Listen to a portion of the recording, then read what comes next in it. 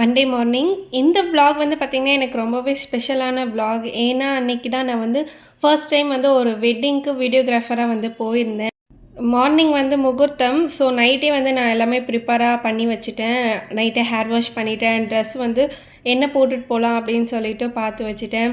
Earring வந்து இப்போ நான் காமிச்ச இயரிங் வந்து ஒன்று, ஆனால் நான் போட்டிருக்கும் போது ஒரு அந்த ட்ரெஸ்ஸுக்கு மேட்சாக வந்து ஒரு ஒயிட் கலர் இயரிங் வந்து போட்டிருப்பேன். ஸோ நைட்டே எல்லாம் கொஞ்சம் எடுத்து வச்சுட்டு தூங்கிட்டேன். காலைல அலாரம் வச்சு எழுந்து சீக்கிரமாக வந்து கிளம்பிட்டோம். மார்னிங் வந்து 4:00 கிட்ட கோவிலில் இருக்கணும். ஏன்னா டெம்பிள் வெட்டிங்.